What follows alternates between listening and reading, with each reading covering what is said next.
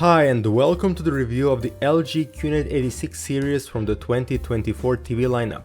QNED86 is a variation of QNED85 series which sits between the basic QNED80 and the more advanced QNED90 series.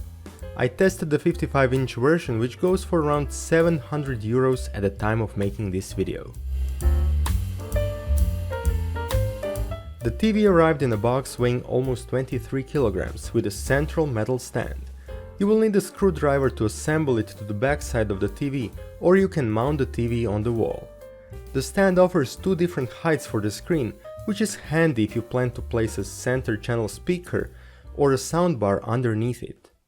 I've chosen to mount it higher so that the LG SC9S soundbar can fit without covering the infrared sensors or the screen. Despite the metal stand and a total of 8 screws, the panel was quite wobbly after the installation, more than what I would like to see on a TV in this price category. Other than that, the build quality was very good. The TV has the following physical connectors. Looking to the side are 4 HDMI ports, 2 USBs, antenna and satellite inputs, and a common interface. Looking downwards are optical digital audio output and Ethernet. Finally, there is a 2-pin AC power input. Cable management is implemented at the back of the stand. The TV comes with a magic remote which hasn't changed compared to last year. It is a great companion to the webOS platform which has an updated version number, but not that many changes. The menu system remains the same, so with the help of a quite an advanced side menu, new chatbot function, and a detailed user guide, the platform is easy to navigate and use. You can see it in action in my hands-on video, which I'll link in the description. Coming to picture quality, QNED86 delivers good results when viewed in a bright environment and leaves a lot to be desired when it comes to darkroom performance and HDR. Good bright performance comes from high peak brightness and wide color gamut thanks to the combination of NanoCell and Quantum Dot technologies. Limited darkroom performance is here because of the low native contrast of IPS panels and the fact that only 6, yes, I will repeat, 6 dimming zones are implemented. QNED86 has an edge LED backlight with LEDs placed along the bottom bezel, so it has rectangular dimming zones. In other words, if you have a bright object on top of the screen and everything else should be black, the entire rectangle from the bottom to the top of the screen will light up. Such a small number of dimming zones is not sufficient to make a high contrast image or to show specular highlights in HDR content, but local dimming can at least reduce the intensity of backlight bleeding which was present in the corners of my unit. You can adjust the intensity of local dimming or turn it off completely if brightness variations become too distracting. In addition to the mentioned limitations, IPS has one more, the effect called IPS glow. If you sit close to the screen, you will see the glare in dark scenes. If you sit off-axis, the effect would appear across the big portion of the screen, as you can see on this footage. All this proves that QNED86 is for daytime watching, where the strengths of IPS display technology outweigh its weaknesses. QNED86 only supports HDR10 and HLG, while Dolby Vision is not supported. The TV has a good picture processor, so upscaling is without artifacts or stair-stepping effects. Interlaced signals are detected correctly, and the TV has effective noise reduction.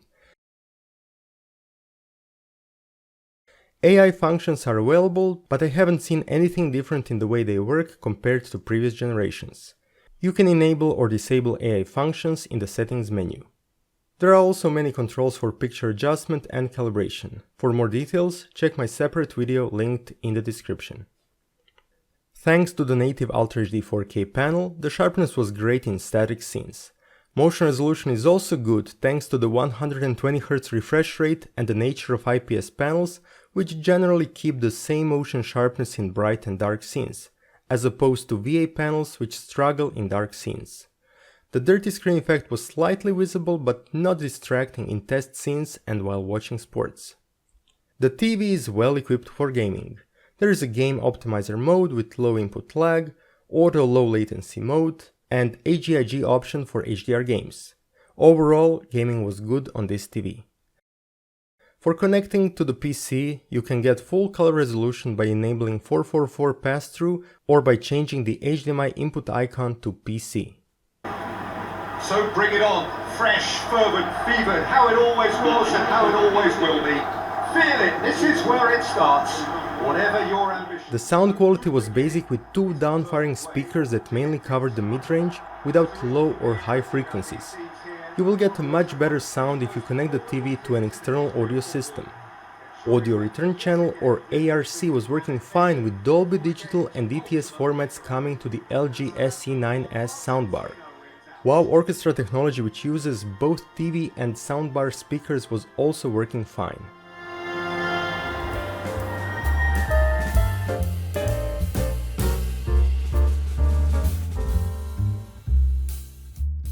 It's time for the conclusion. LG QNED86 is a mainstream LED LCD TV from LG's QNED series, which is a good choice for those looking for an elegant TV that is soundbar friendly, has all the popular connectivity options, stable and easy to use webOS platform, and has picture quality that will show its strengths when viewed during the day. If you want a better TV for darkroom viewing and like LG's webOS and Magic Remote, consider the more expensive QNED90 series with mini LED technology and more advanced local dimming. The alternative option and my recommendation in this price category is the TCL 805 series from the 2023 TV lineup, which will give you mini LED technology with local dimming together with the Google TV operating system. Big thanks to the LG representative office in Croatia for sending me this TV for testing. Thanks so much for watching, and if you like my content, consider subscribing for more videos like this. Have a nice day.